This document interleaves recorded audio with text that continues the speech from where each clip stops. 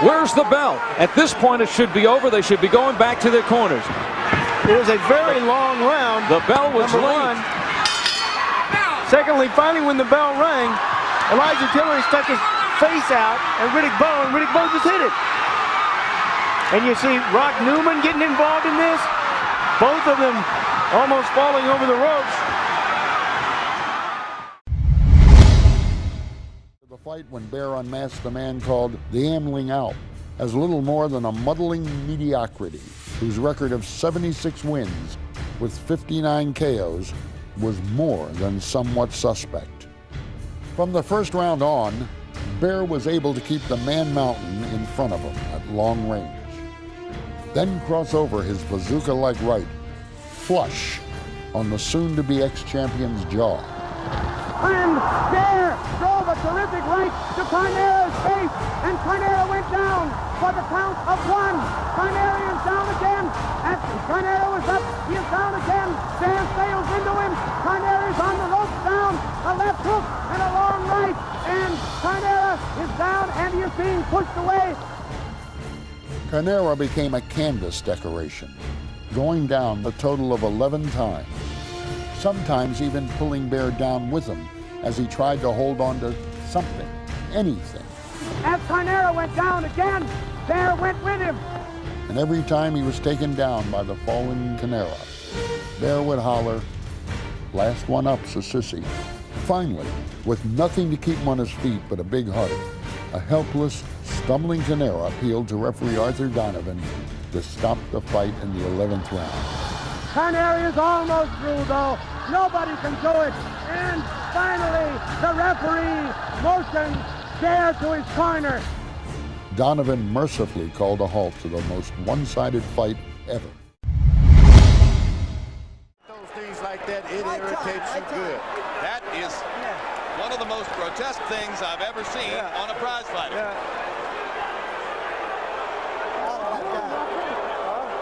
What is the danger of that, George? Can you tell?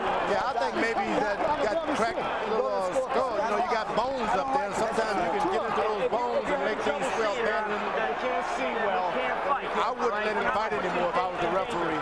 That thing is going to go all the way down to his eyes. It's a collection of blood under there. Okay? Right. We're not going to go dangerous to you, but if you feel you can't see, then you shouldn't continue. I'll be through blood. Blurry. Okay, they're going to stop the fight, I believe. Here's the butt. Once again, that's the clash of heads which produced the swelling. That's the second one. You can see the swelling begin immediately after that clash of heads. I mean, the swelling has already begun within seconds there after the clash of heads you saw in that replay. And yes, you're right, George. That was the second one. Yeah. That was not the one which occasioned the doctor's first visit over to Rockman's corner a little bit earlier. It's been non-stop action. Good time. Overhand right. Leonard jabbing but getting hit too.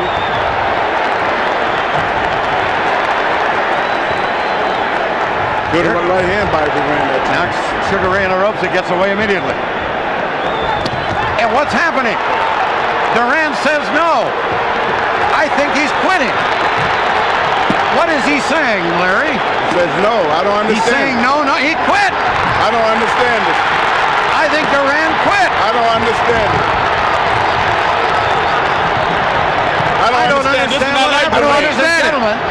Roberto Duran This is not like Duran. Threw his hand up and said, "I quit." I don't understand it. And he almost got in a fight with Leonard's brother. The police are in the ring, and we have a very, very unpleasant situation in there. I don't understand it. The referee has not declared the fight over yet. Duran suddenly said, "I quit." I don't understand it. I don't either. I don't understand it.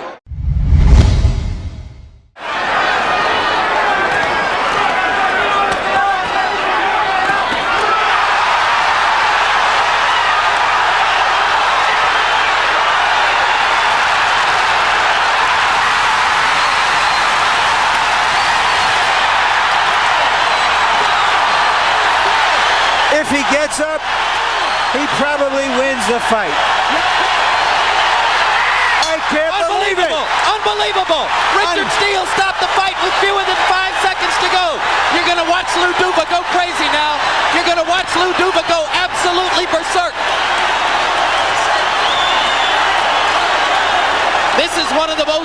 unusual calls by a referee in the whole history of the sport. How many seconds? 5 seconds left. I cannot believe they stopped that fight. From the point of view of Chavez, it is one of the most dramatic comebacks in the history of the sport. Larry, the official time will be 2:58 of the 12th round. He knocked him out with 2 seconds left.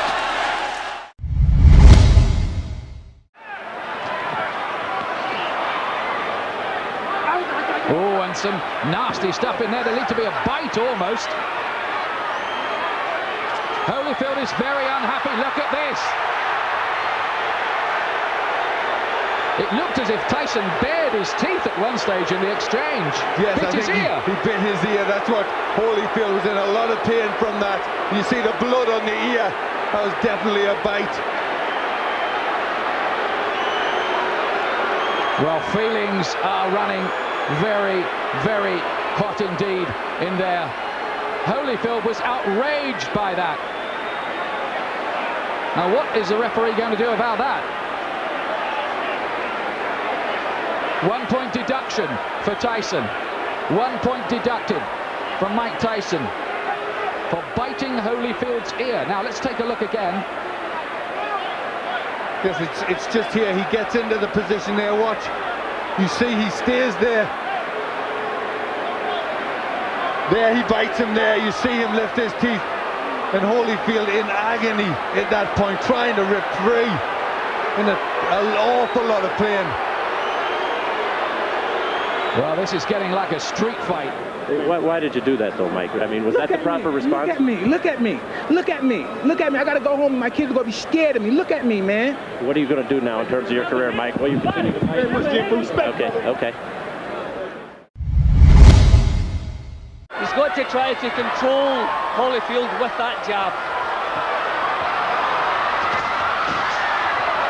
Oh dear, there's only a parachutist hit the ropes. I do not believe this clown, where he has come from, unreal. Well, everything happens in the fight game. Take time off, the referee said. I would think so.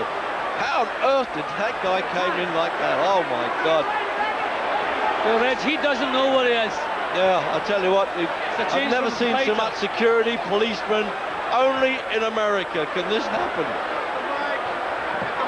He's actually hit the canopy above the ring, Reg. Yeah, his parachute is still jammed up there. That's right, and he hit the ropes though. Yes, he actually, his feet were actually right inside the ring. He got underneath the canopy. Oh dear, I'm glad he didn't fall on us here, Jim, I tell you that. Well, what can we do? It's absolutely ridiculous. See, they've got to pull that parachute down because the people who've paid, I mean, up to $800 here, remember, $100 to $800, they won't be able to see the fight. Well, I've never seen so many policemen, all like sentinels around the ropes here, waiting for this clown, whoever he is. I tell you what, he's made himself famous. Glorious, those cuts, so I think Ralph Citro's taken pretty good care of those with Riddick Bowe.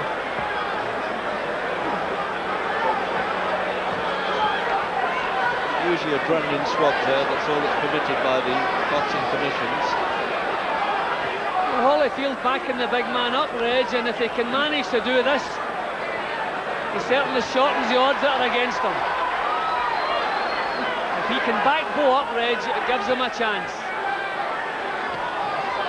Holyfield was saying that before the fight. I heard him say it, that I boxed with him as an amateur. I know things have changed since, but if you put pressure on him, you've got him on the run, Bowe, you can win the fight. And I didn't do that last time, but I want to do it this time.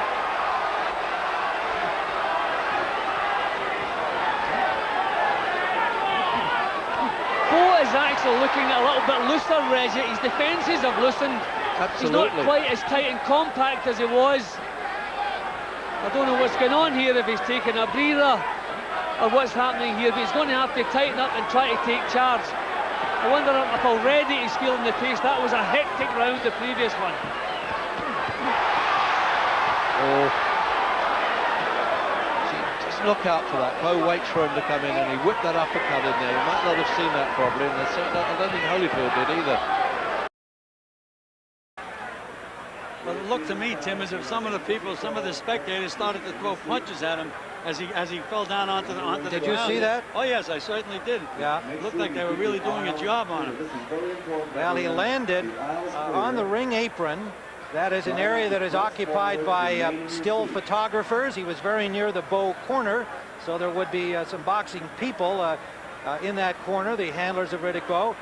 And then immediately behind him, I believe that is a press row behind the first row of photographers. I believe that that is also press seating in the few rows that are immediately behind the photographer area, which is right along the ring side itself.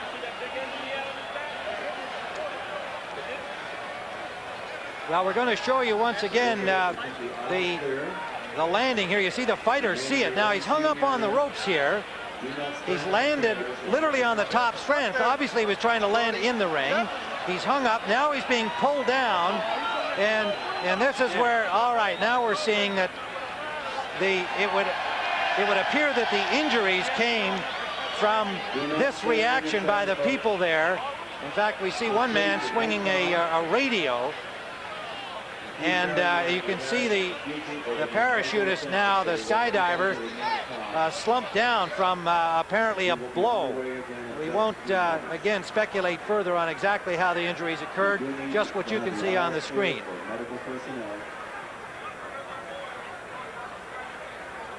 Now, as we have this ongoing delay, let's go to our host, James Brown. All right, Timmy, thank you very much. And I'm standing here with Mark Ratner, who is the executive director of the Nevada Athletic Commission. And Mark, I've got to ask you this question. In all of your years, have you ever seen an occurrence like this? Never. It's the furthest thing we would ever expect. Out of the sky, this guy, crazy man, comes down.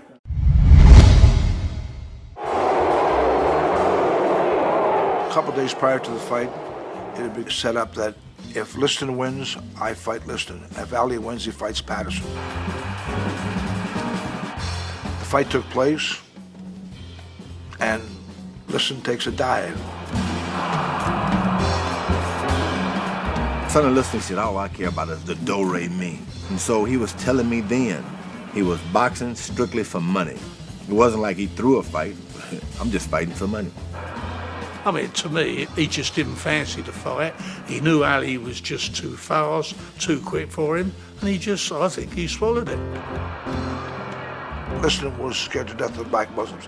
He was threatened by the black Muslims, and he took a dive. Everybody knows it. I knew it, and I was quite vocal about it in the ring after.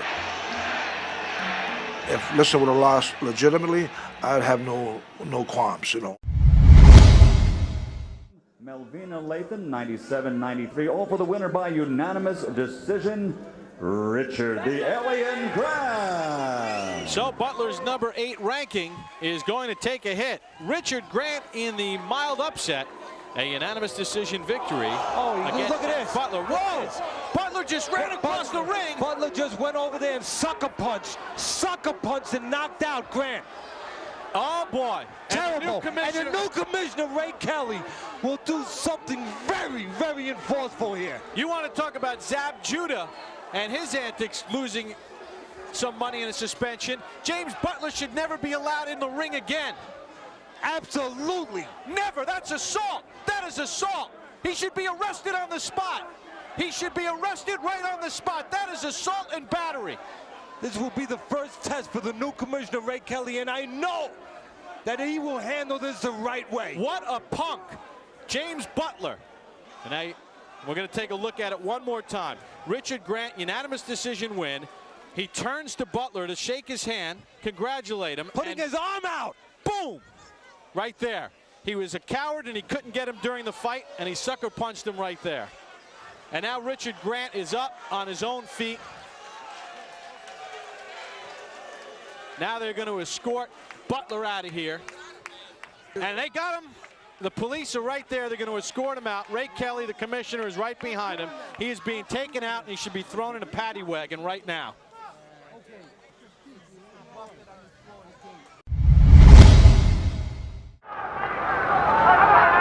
This is probably the tamest round of the entire fight. Not there. There's Carruthers blocked again. Griffith blocked him.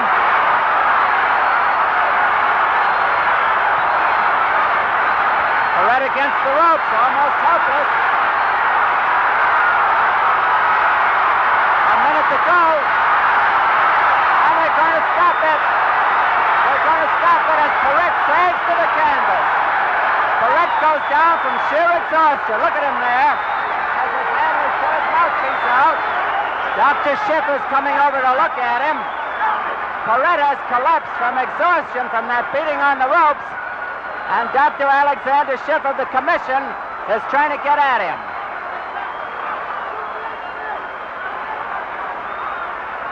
The fight has been stopped, and the winner and new champion is Emil Griffith, but we're more concerned about the condition of Benny Kid Perrette than we are about the title at the moment. We're going to have an interview with the winner. The time is 2:09 of this round. We'll have an interview with Emil Griffith as soon as we find out how Benny Kid Perrette is.